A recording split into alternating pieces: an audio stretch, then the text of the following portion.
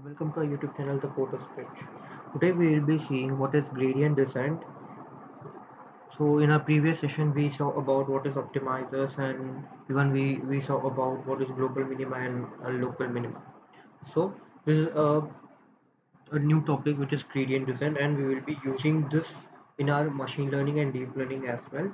So in general term, like in textbook definition, gradient descent is nothing but an optimization algorithm which is used to minimize or reduce some functions by iterating or moving the data points towards the steepest curve of a particular parabolic path, okay, which is nothing but.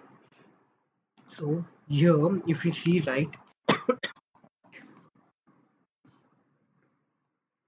let me just pull up this. Okay, so here we can see, right, gradient descent is nothing but an optimizing algorithm which is used to minimize the function by iterating, moving the direction of steepest descent, which is nothing but. So initially our data point was here. Yeah, so this was our initial data point. Then it travels towards B data point, like B to this point, which is B. So this is our global minima. This is nothing but our global minima, right? Our data point needs to traverse towards here.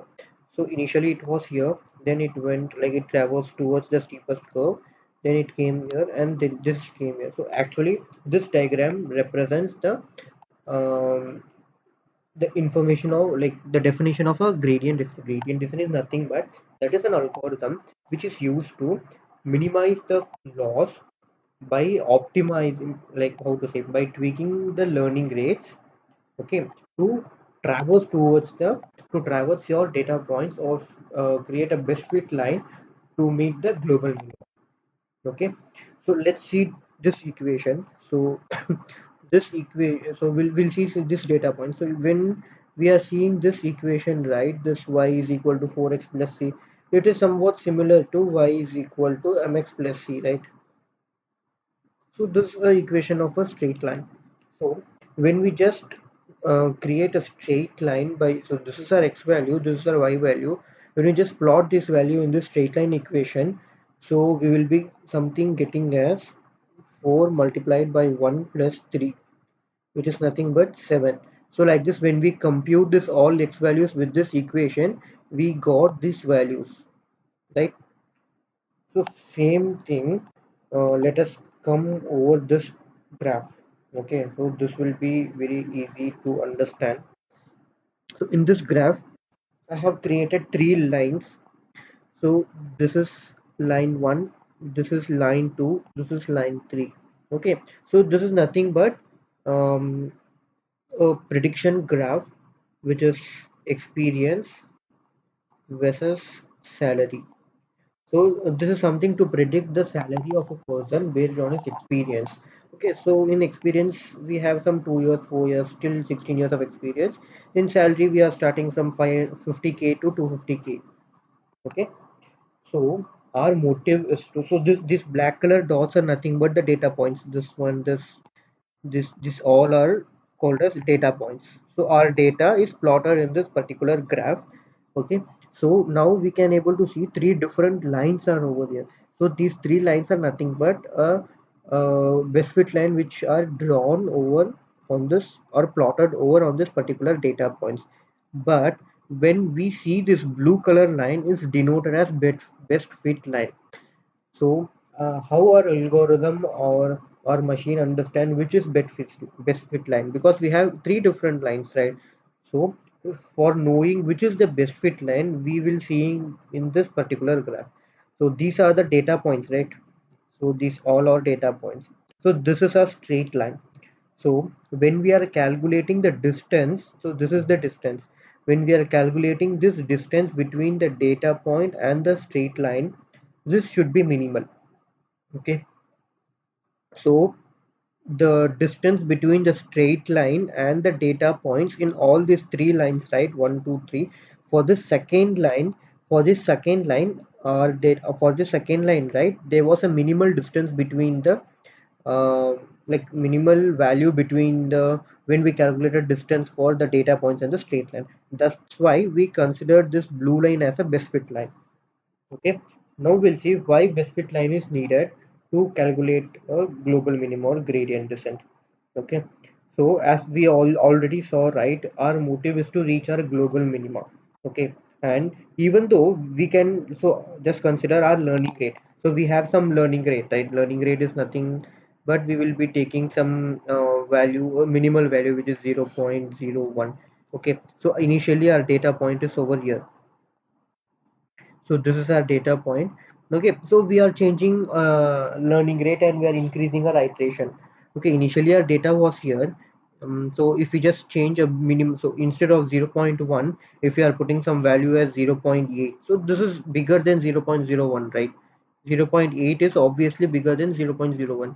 So then the curve will go something like this. So our data point will go here, again our data point will go here, again it will come something here, and again it will come something here, and it will. So what happened when we increase our learning rate, like not in a linear format, then our our predicted data points, right, that will not meet global minima itself. This will end up in jumping from here and there. The values will be jumping from here and there. It will not meet this global minima. Okay, so in order to reach global minima, our motive should be, so we need to traverse in a straight line. So initially our value was here, right? So initially our value was 0.01. Then we need to slightly increase our value, which is we can, something will keep it as 0. Um, we'll keep this as 0.1, or we'll keep this as 0.09. Okay, so something it will come here. Again we need to increase to 0.01. So it will be traversing in this direction, and then it will be reaching to our global minimum. Okay, so when calculating this global minima, and one more, so normally gradient descent is nothing but a algorithm or a function which used to reduce the, um, how to say, reduce some values or tweak some values to reach global minima, right? So normally for gradient descent we used to calculate cost function. Cost function is nothing but MSC. We also call MSC as cost function. Okay, cost function, we have a formula of cost function which is nothing but 1 divided by n summation of I to 1 to n y minus y hat the whole square, which is this is the formula of cost function or mean square error. So you can google it. What is the exact meaning of this formula? So we know the y value, right? Now we know the predicted value also. So why we are squaring the value here? Okay, just consider our y value is something 2. Okay, our dash or y hat value is something 4. Okay, so when we are like subtracting this y hat, we'll get 2 minus 4 minus 4. So we are getting some negative value. Okay, so ours, when we are plotting our data points over here, we can't have negative values, right? To overcome this negative scenario, we are just squaring up. So what happened when we calculate y minus y hat now? 2 minus 4 the whole square, which is nothing but minus 2 the whole square. So when we just what is the minus 2 whole square, which is nothing but 4, right? So this minus will be, if we are getting any minus value, it will be converted into a positive value. So for that we are doing this square, and we are finding the summation and dividing by the number of values. Okay, this is the cost function, or this is the formula to find the gradient descent. And one more thing we have in gradient descent, which is very important thing. For example, as I told you, right, we are taking, so in our previous, what is that, in this graph we saw, like we are taking like plotting data points with respect to experience and salary. So this will be the data points, right? Experience and salary. Okay, so in that thing, to consider our data, so we have some 10,000. So we have data for around 50k employees data. Okay, so our test data or train data, we have our train data we have around 50k of data. Okay, so in gradient descent what we will be doing is we will be passing all the data.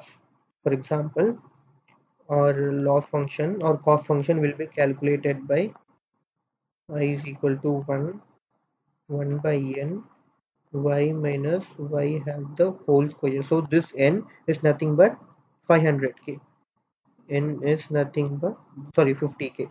Okay, so this n will be the nth value of our data, okay, in gradient descent.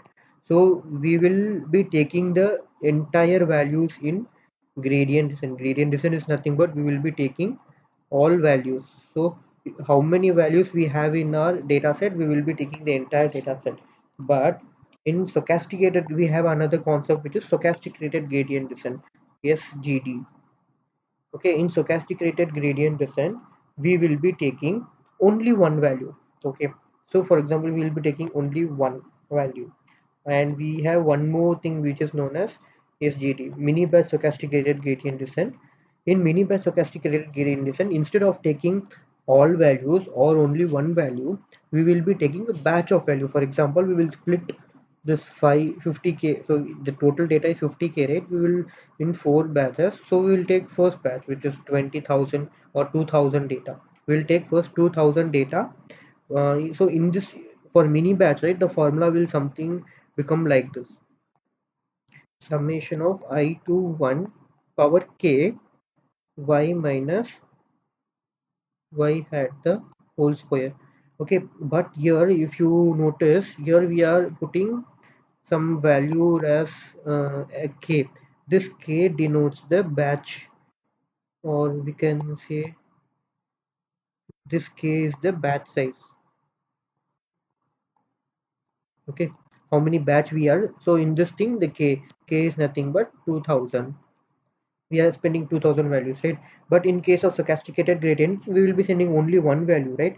So in that case there is nothing related to summation, right? So the formula will be very simple: y minus y had the whole square. Okay, so this is the difference between gradient descent, stochasticated gradient descent, and minimized gradient descent. Hope you guys are clear with this thing, like what is gradient descent, what is mini batch gradient descent, and what is stochasticated gradient descent.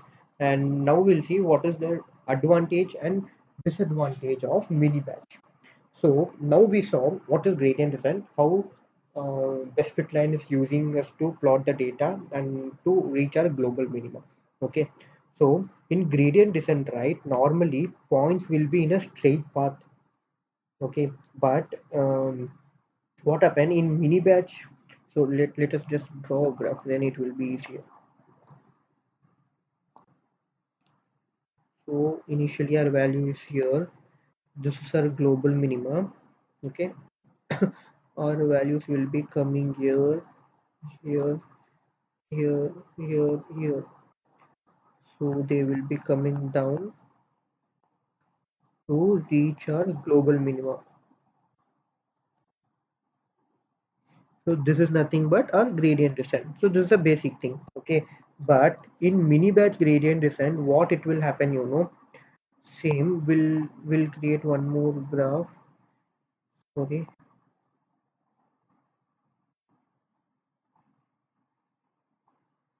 okay, in mini batch gradient descent, just consider this is our global minima. Our first value is here, then it will suddenly will jump here, it will again go here, it will again go here, so it will again go here. So if you see the transition, right, it will be something like this. So when what happened, when the values are jumping here and there, at last it will be reaching our global minima. But when you see the difference, when you see the difference between gradient, what is this, gradient descent and mini batch gradient descent, right, mini batch stochasticated gradient descent, you will see the data points in gradient descent are in a linear format, so they are coming in a linear way. But in mini batch stochasticated gradient descent, the data points are in a zigzag format. This is the main difference in between gradient descent and mini batch gradient descent. So because of this, right, because of this zigzag format, so normally, mini-batch stochasticated gradient descent will be having disadvantages. The data point will be, first point is zigzag nature. So the data will be in a zigzag format to reach the global minima. So because of this zigzag path, right, there will be huge noise. Okay, there will be huge noise in our data. Okay, because of this, so what happened, right? So because of this noise, we will be getting one disadvantage, so which is nothing but our new weight will be approximately equal to our old weight. Okay, so the new weight which we found to when we reach our global minima is, right, which will be approximately equal to, which is nothing but, just consider our new weight is 0.9. Okay, our new old weight was something 0.875. So these two values are approximately equal, right? So this is a many big disadvantage between, so when we go for mini batch stochasticated gradient descent. So to overcome this, we have something known as stochasticated gradient descent with momentum. So in our upcoming videos, we will be seeing that as well. So I hope you understand what is gradient descent, what is stochasticated gradient descent, and what is mini batch stochasticated gradient descent. So if you have any doubts, please do comment in the comment box. And if you like this video, please hit a like button and share the video with your friends. And please subscribe to our channel and stay with us until that. Thank you. Bye bye.